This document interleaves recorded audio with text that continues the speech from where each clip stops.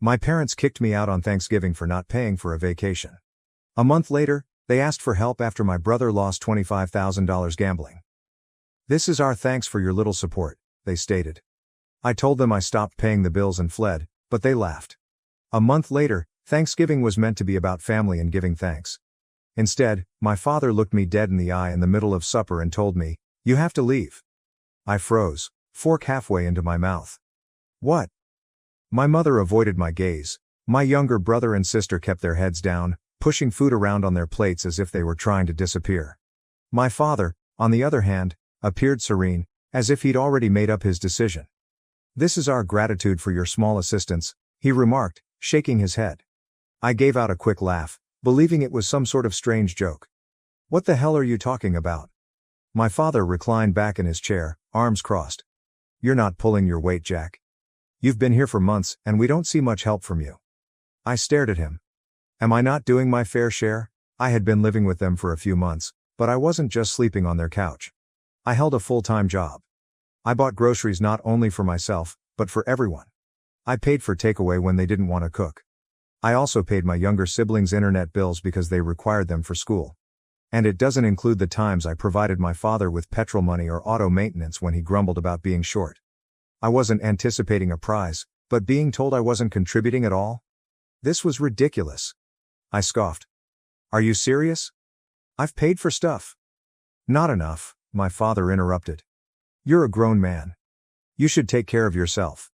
And that's when it struck me. It wasn't just about me staying at their house. This was about the talk we had a few days before. They had asked me to pay for the vacation. Not just a weekend getaway, but a full-fledged luxury resort with flights. They wanted me to pay for the entire thing. At first, I assumed they were joking. When I learned they weren't, I said no. My father's face darkened, and my mother gave me this look as if I had personally offended her. After that, things got weird. They stopped talking to me so much, and now they're kicking me out. I breathed slowly. "So this is about the vacation, huh?" My mother pursed her lips. "Jack, family supports each other." I laughed. "Yeah. And what exactly have you done to support me?" My father threw his hand down on the table. "Enough. If you're not willing to help, then you can leave. Simple as that." I shake my head. "Fine, I'll go." I gazed between them. "And I'm done paying for everything. No more groceries, no more bills, no more helping out." That made my father giggle. "Go ahead, loser. See how long you last." I gazed at my younger siblings. My sister was staring at her plate. My brother would not look at me. Nobody would stand up for me. That night, I packed my belongings. It did not take long. I hadn't really settled back in. I'd always assumed this was only temporary. I discovered a cheap place in the neighboring town. Not fantastic, but mine. Then, for a month, nothing. No calls, no texts. I assumed they had washed their hands of me, and I was comfortable with that. Until one night the phone rang. I noticed my mother's name on the screen. I nearly didn't answer it, but something told me it wasn't a random call. Something wasn't right. It had been a month since Thanksgiving and I hadn't heard anything from them. Not a single call. Not a single text. At first, I kept checking my phone, expecting my mother, or perhaps my sister, to contact me to see how I was doing. Nothing. I told myself I didn't care and was better off, but it still hurt. I had spent months assisting them, ensuring my younger siblings had what they required, and paying for items without being asked. And once I stopped, it was as if I never existed.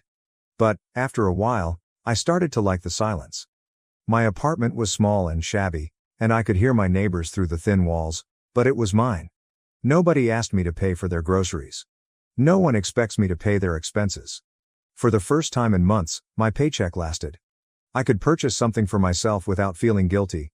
Then, suddenly, my phone rang. I had just sat down with a plate of leftover takeout when I saw my mother's name flash across the screen. I simply stared at it for a second, perplexed. They hadn't called me since I left, not even to see whether I was still alive. And now, suddenly, they're reaching out.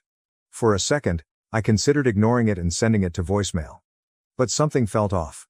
I sighed and responded. "Hello?" There was a pause on the other end.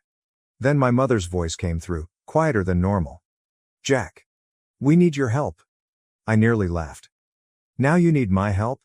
What, did your vacation plans fall through?" I asked, not trying to mask my sarcasm. She did not respond. Instead, she simply replied, "It's Ryan." That made me sit up. "What about him?" She paused. I could hear muted voices in the background, my father shouting something I couldn't understand. Then she explained, "He lost $25,000. I felt my stomach drop. "He what?" "He gambled," she acknowledged. I ran my fingers across my face.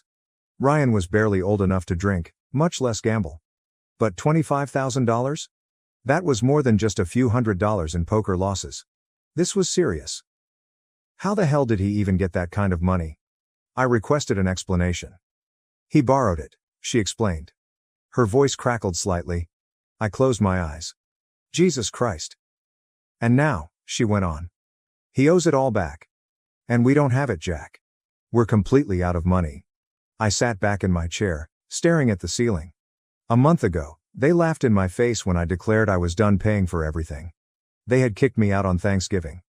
And now they're desperate for my assistance since my foolish brother has gotten himself into a huge debt. It would have been so easy to hang up on them and tell them it wasn't my problem. Allow them to deal with it. But, despite everything, I couldn't. Ryan might have been foolish, but he was still my brother. And if he did borrow that much money, it was not from a bank. This was horrible. I breathed slowly. "I'm coming over." My mother's voice was filled with relief. "Thanks, Jack."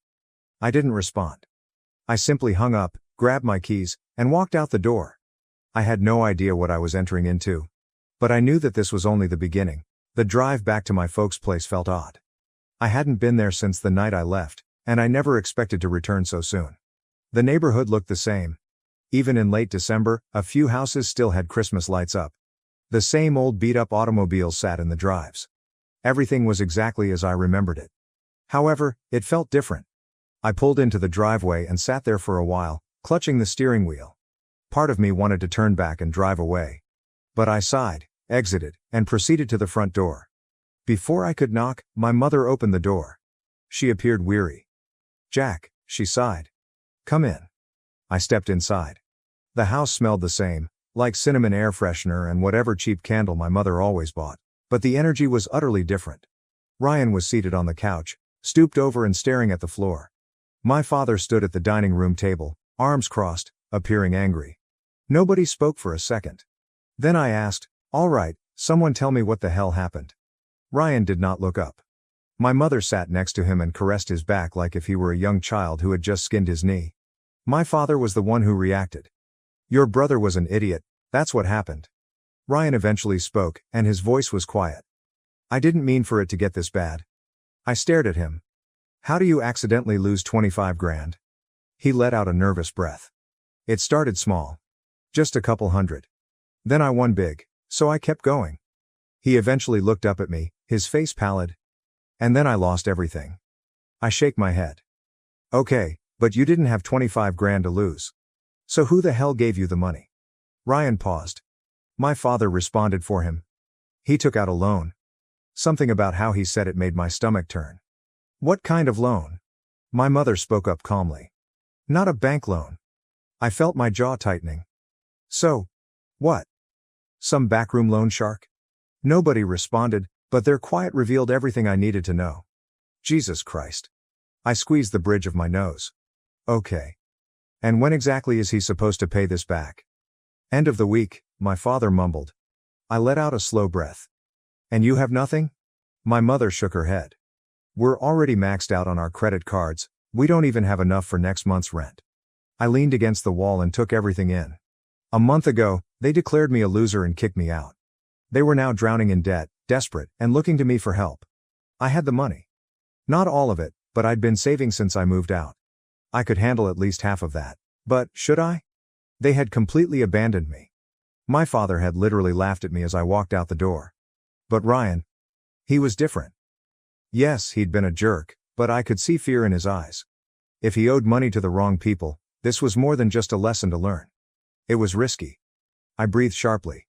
"I can cover some of it." My mother gave a sigh of relief. My father said nothing. Ryan only nodded, his gaze fixed on the floor. "I'll wire you 12 grand, I announced. "That's all I can do." My mother grabbed my hand. "Thank you, Jack."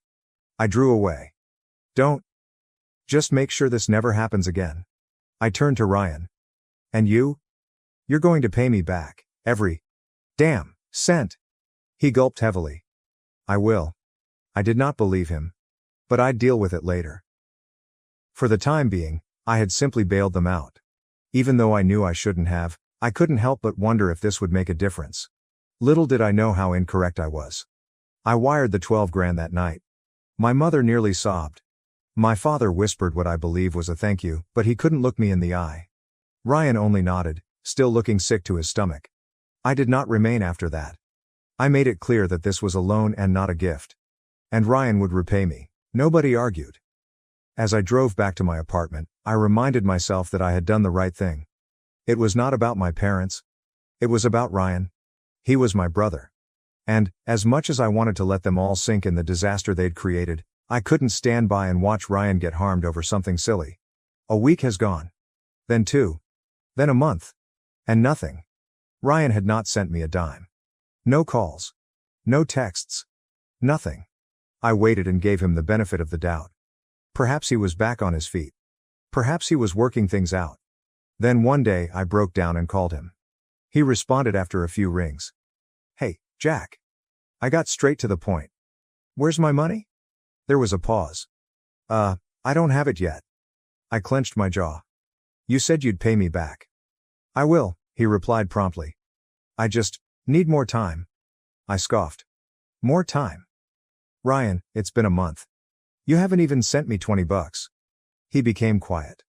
I could hear background noise, possibly from a video game. He wasn't even working, right? I felt my patience crack. You're screwing around, aren't you? No, I'm trying, man, I'm just... I cut him off. I don't care about excuses. I bailed you out. I didn't have to, but I did. And now you're just ignoring it? I'm not ignoring it, he exclaimed. Things have been hard, okay? I laughed bitterly. Yeah. Well, things are gonna get a lot tougher if you don't start paying me back. Silence. I exhaled. Whatever. Just figure it out. So I hung up. I expected something after that.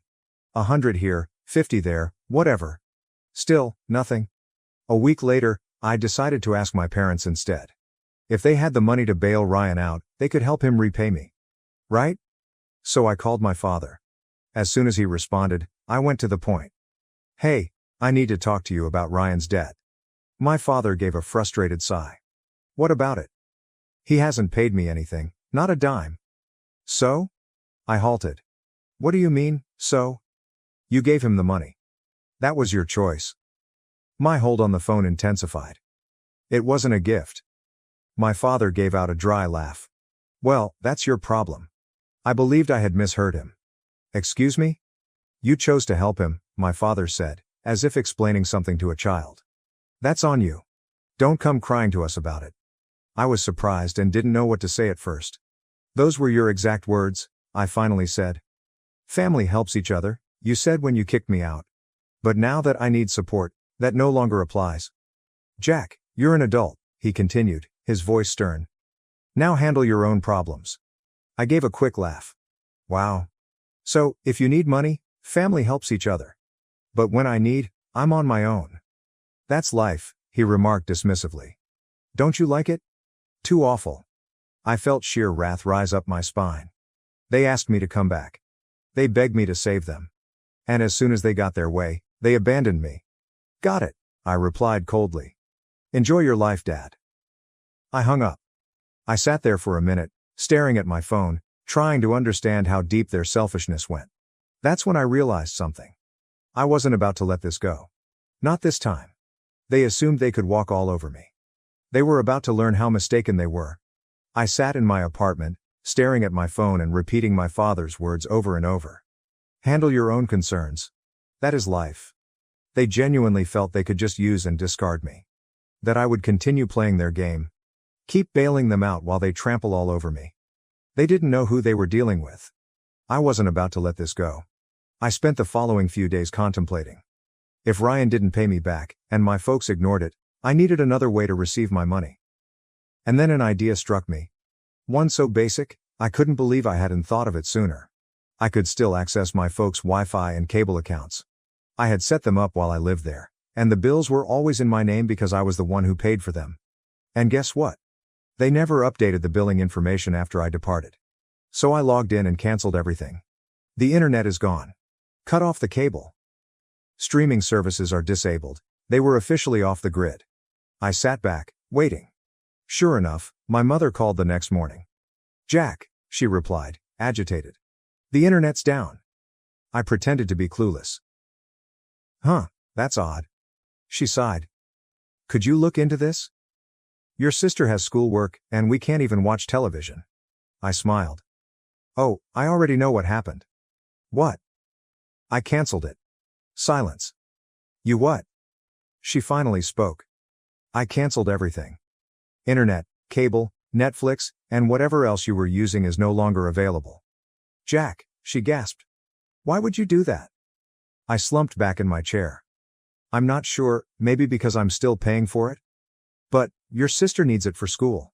"Then maybe," I responded slowly. "You should pay for it yourself." I could hear my father in the background. "What is going on?" "Jack canceled everything," my mother hissed. "Good," my father said. "We don't need him." I laughed. "Yeah.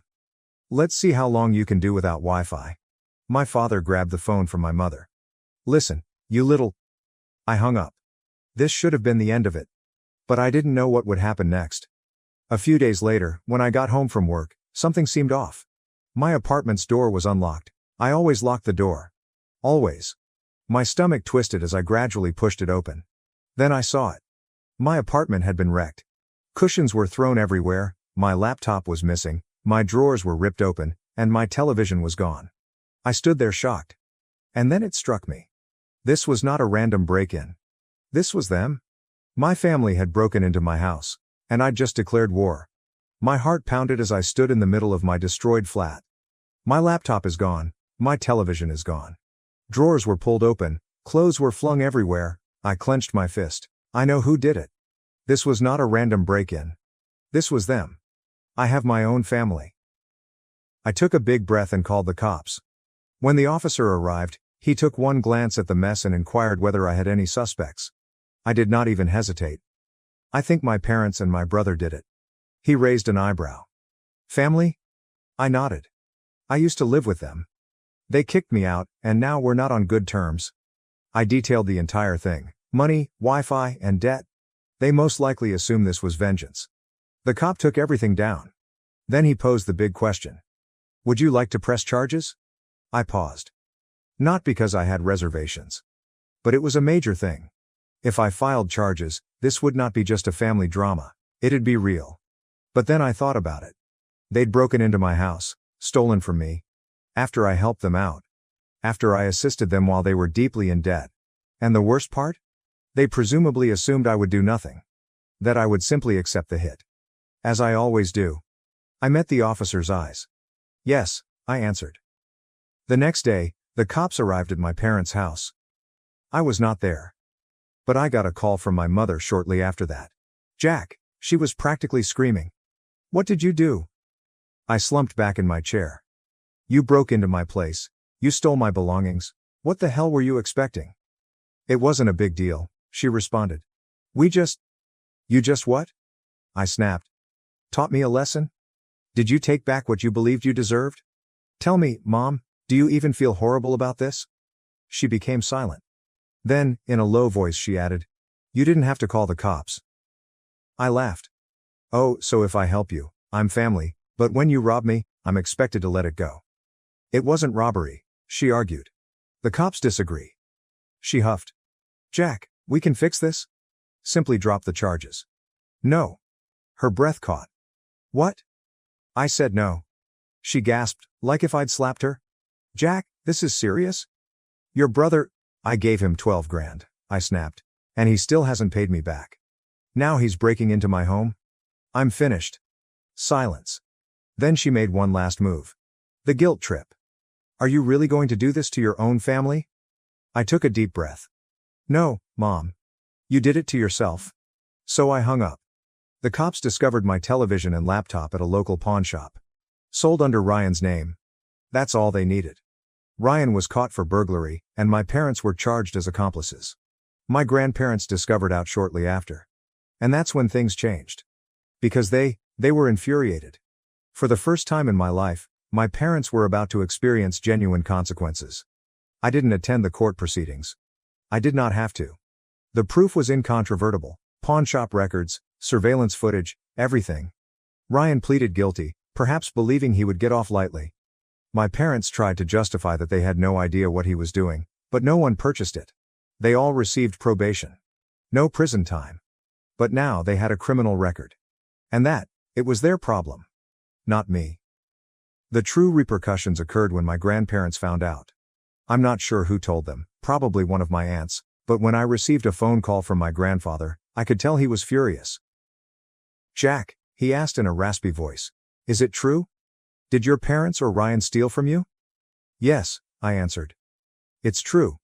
There was a prolonged pause. Then, gently, he stated, "They will regret it."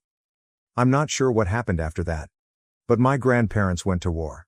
They absolutely cut off my parents. There will be no more aid with the bills. There will be no more covering up for them when they make mistakes. My father had always counted on them when things became bad. But now, he was on his own. And the icing on the cake, my grandparents repaid me every single cent that Ryan owed me. They said they did not want me to bear that load. That I'd done more than enough. And they made one thing very clear. They were not doing this for my parents.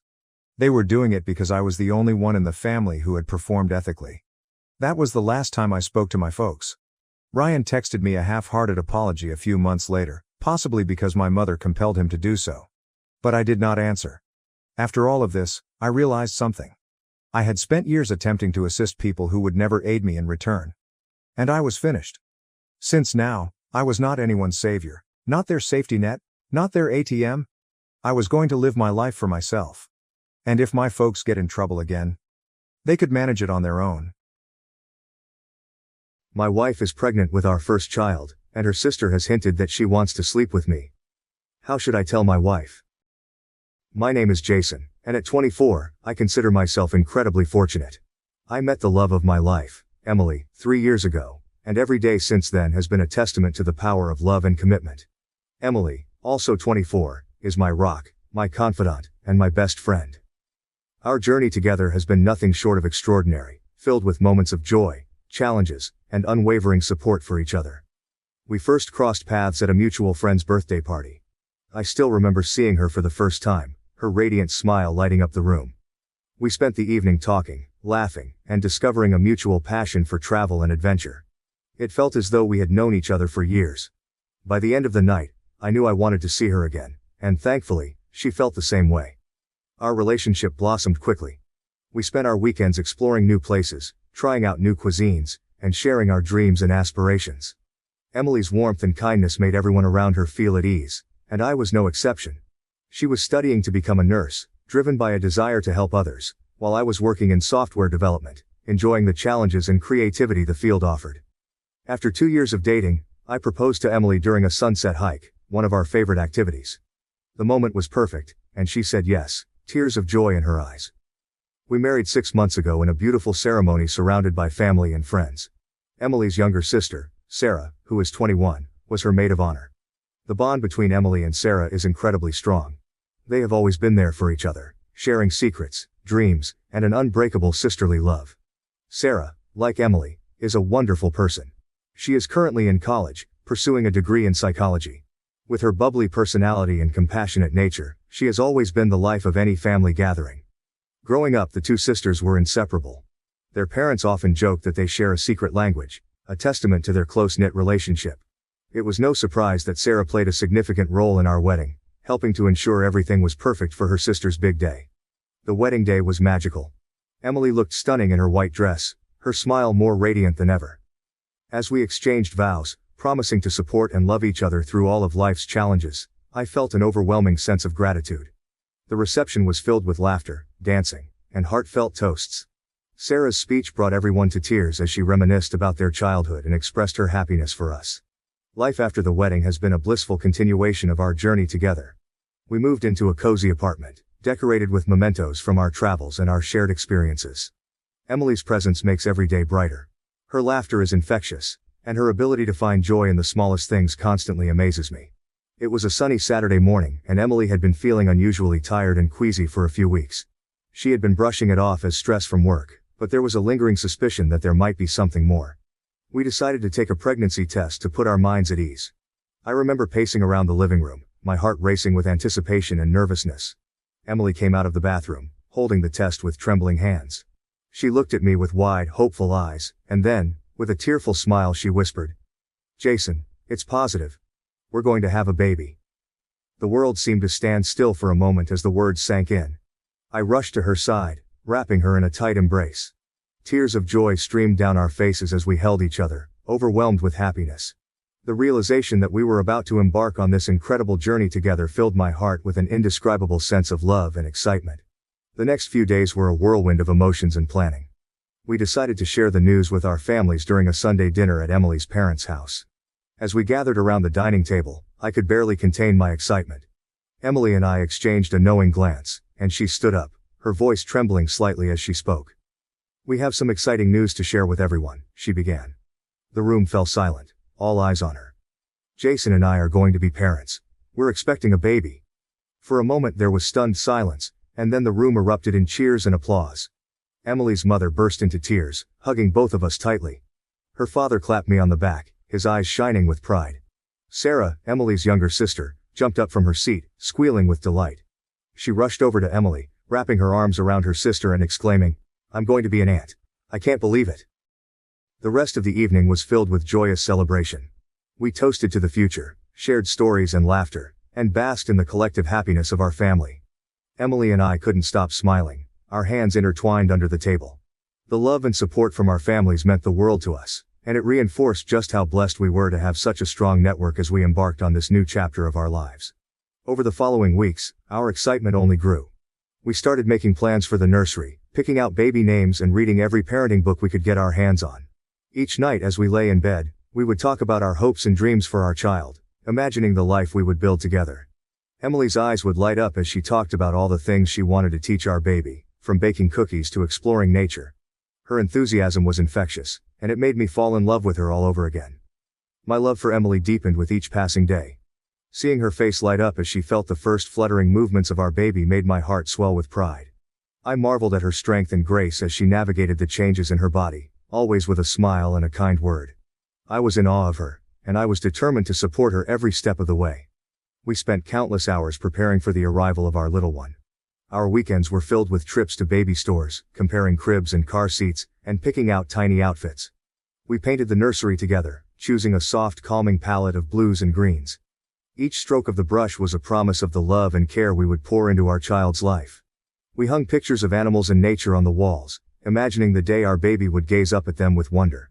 Our families were equally enthusiastic.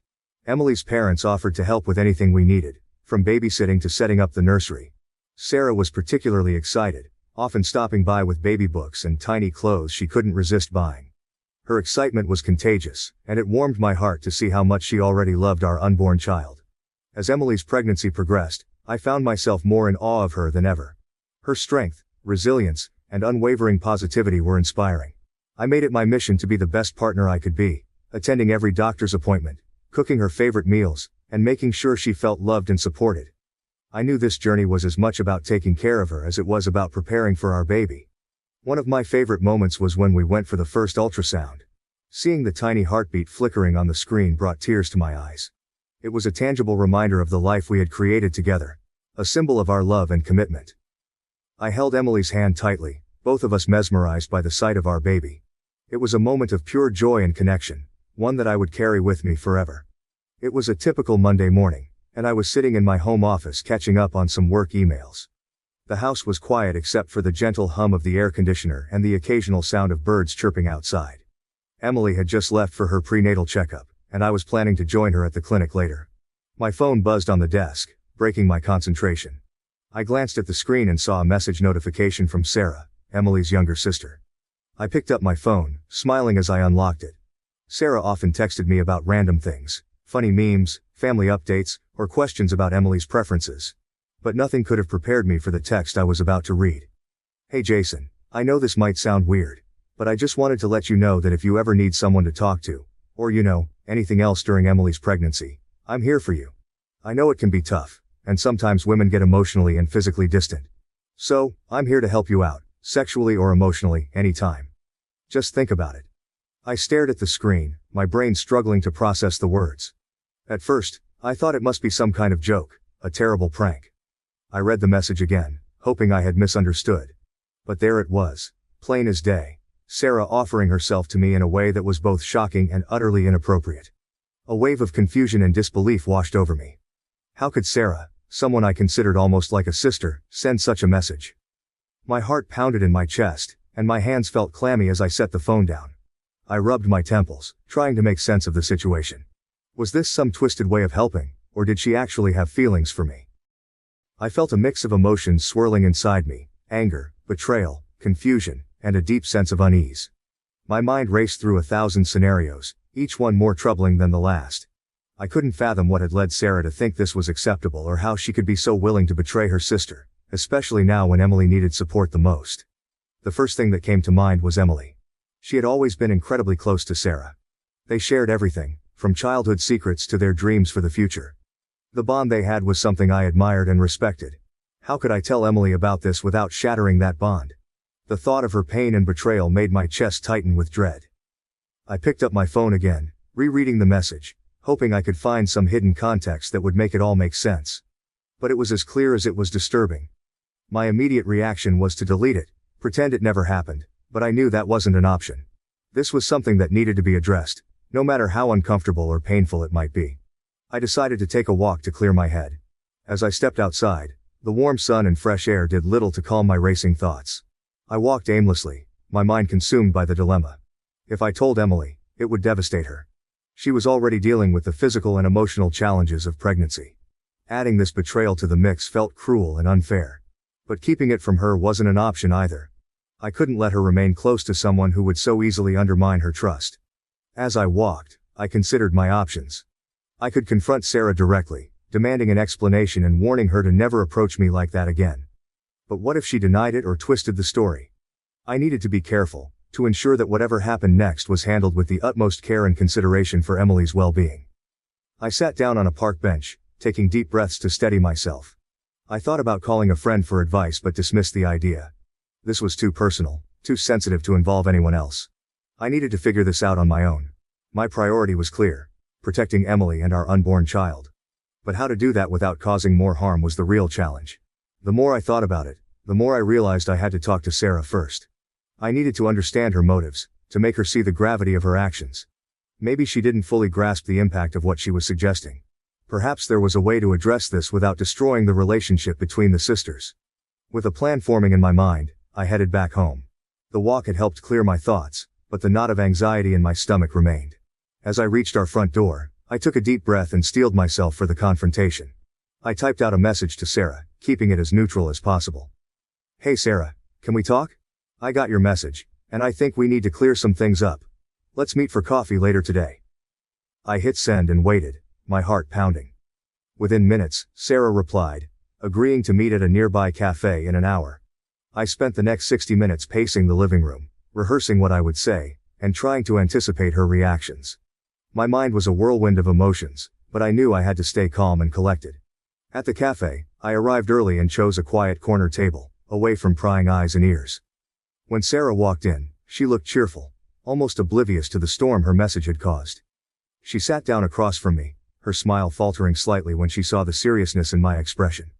Sarah, we need to talk about the message you sent me this morning, I began, my voice steady but firm. I need to understand why you would say something like that. Her eyes widened, and she seemed to shrink into her seat. Jason, I'm sorry. I didn't mean to make you uncomfortable. I thought you might need someone to talk to, and I didn't want you to feel alone. I shook my head, trying to keep my frustration in check. Offering to be there for emotional support is one thing, but what you suggested goes way beyond that. It's completely inappropriate, and it feels like a betrayal to Emily. Tears welled up in her eyes, and she looked down at her hands. I didn't mean to hurt anyone. I thought I could help. Help? By suggesting we sleep together? I asked incredulously. Sarah, this isn't just about me. It's about Emily, too. How do you think she would feel if she knew? Sarah's face crumpled, and she started to cry. I don't know. I wasn't thinking. I care about you both so much, and I thought maybe I could be there for you in ways she can't right now. I sighed, feeling a mix of anger and pity. Look, Sarah, I get that you care about us, but this isn't the way to show it. You need to understand that what you did was wrong. Emily is your sister, and she trusts you.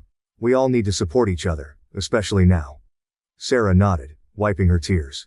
You're right. I'm so sorry, Jason. I promise I won't ever say anything like that again. Please don't tell Emily. It would break her heart.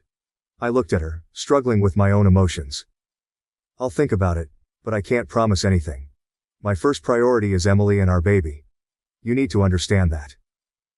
As I walked back home, my mind was still in turmoil. I had confronted Sarah, but the dilemma remained. Should I tell Emily and risk shattering her relationship with her sister, or should I keep it to myself and hope Sarah never crossed that line again? The weight of the decision pressed heavily on me, and I knew there was no easy answer. My love and dedication to Emily and our unborn child would guide me, but the path forward was fraught with uncertainty and pain.